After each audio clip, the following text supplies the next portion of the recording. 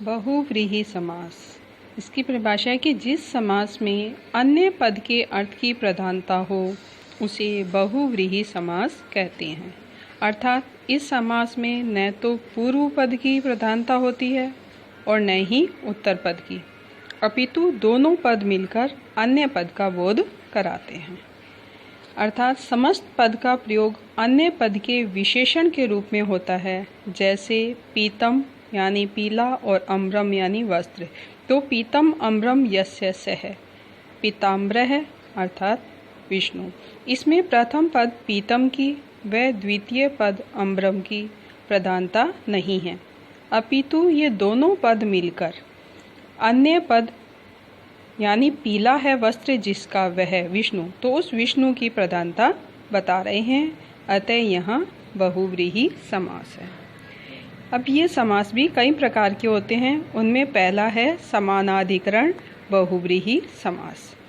जिस समास में पूर्व पद व उत्तर पद में समान विभक्ति यानी प्रथमा विभक्ति होती है तो वह समानाधिकरण बहुव्रीहि समास होता है। जैसे प्राप्तम उदकम यम सः, प्राप्तोदकः यानी ग्राम। प्राप्तम उदकम यम से यानी प्राप्त किया है उदकम यानी पानी को जहाँ से, तो कहाँ से, गांव से, तो इसलिए प्राप्तोदकः। तो इसके अंदर समस्त पद बनाते समय हम क्या करेंगे कि जो इसका मूल पद है, जैसे प्राप्तम का मूल शब्द है प्राप्त और उदकम का मूल शब्द है उदक, तो इन दोनों को मिला देंगे और इसको प्रथमा विभक्ति एक वचन में कर देंगे तो प्राप्तोदकः है। अब प्राप्त का ए और उदक का उ, तो गुण संधि से इसको ओ आदेश, इसलिए प्राप्तोदकः शब्द बनेगा। इसी प्रकार से दूसरा है हतः शत्रुवः येन से, अर्थात हता यानी मार दिया है शत्रुवः शत्रुओं को, येन से जिसके द्वारा या जिसने, तो वो हत शत्रुः कहलाता है, तो वो राजा के लिए आया। इसी प्रकार से है 10 आननानि यस्य से, 10 हैं आननानि यानी मुख जिसके वह, तो किसके हैं, दशानन है कहलाता है वो रावण।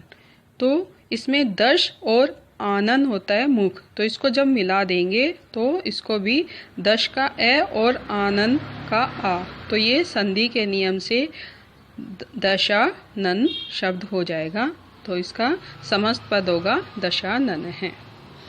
अब नेक्स्ट है व्याधिकरण बहुव्रीहि समास। इसकी परिभाषा है कि जब समास के पूर्व पद व उत्तर पद में अलग अलग विभक्ति होती है तब वह व्याधिकरण बहुव्रीहि समास होता है।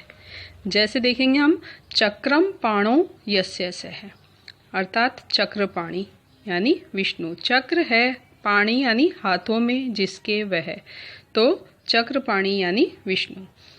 यहाँ चक्रम में प्रथमा व पाणौ में सप्तमी विभक्ति है, अतः यह व्याधिकरण बहुव्रीहि समास है। इसी का दूसरा उदाहरण है धनु पाणौ यस्य सः, धनु यानी धनुष, पाणौ हाथों में है जिसके वह, तो धनुष पाणी कौन, राम है राम। ऐसे ही है चंद्र शेखरे यस्य सः, तो चंद्र शेखर अर्थात शिव। तो बच्चों इसमें हमें इसका जब समस्त पद बनाएंगे हम, तो हमें धनुष पाणी और चंद्रशेखर ऐसा ही लिखना है, लेकिन ये हमें मालूम होना चाहिए कि ये किसके लिए आया है, इसलिए यहाँ हमने आपको राम और शिव इस प्रकार से दिया है। लेकिन ये ऐसा लिखना जरूरी नहीं है कि आपको यहाँ राम के लिए है या शिव के लिए है। आपका इसका समस्त पद में आपको जैसे धनु पाणो यस्य सः है, तो इसका आपको धनुष पाणी ही लिखना होगा। ऐसे ही चंद्रशेखरे यस्य सः है, तो इसका समस्त पद होगा चंद्रशेखर है। इसी का ही अगला भेद है तुल्य योग बहुव्रीहि समास। यहाँ सह यानी साथ शब्द का तृतीय विभक्ति के साथ समास होता है। जैसे है पुत्रेण सहित है, तो सपुत्र है। इसी प्रकार से अनुजेन सहित है, तो स और अनुजय तो मिला दिया तो सानुज। ऐसे ही है आदरेण सह विद्यमानम, आदर के साथ विद्यमान तो साद्रम। अब स प्लस आद्रम, स का ए और आद्रम का आ, तो स का ए और आ को मिला दिया तो इसको संधि से आ हो गया, तो से हलंत प्लस आ प्लस द्रम तो मिला दिया तो साद्रम शब्द बना। इसी प्रकार से नेक्स्ट है उपमानवाचक बहुव्रीहि समास। उपमान अर्थात जिससे तुलना की जाती है वह उपमानवाचक बहुव्रीहि समास होता है। इसमें वाचक शब्द इव या वत का प्रयोग किया जाता है। इसके उदाहरण देखेंगे, जैसे चंद्र इव मुखम यस्यासः, अर्थात चंद्रमा के समान मुख है जिसका वह, तो इसका समस्त पद बन जाएगा चंद्रमुखी। इसी प्रकार से नेक्स्ट है कमलवत नेत्रम यस्यस्य, कमल के समान नेत्र हैं जिसके वह, तो कमल नेत्र है। बच्चों यहाँ आपको यत के शब्द रूप याद होना आवश्यक है।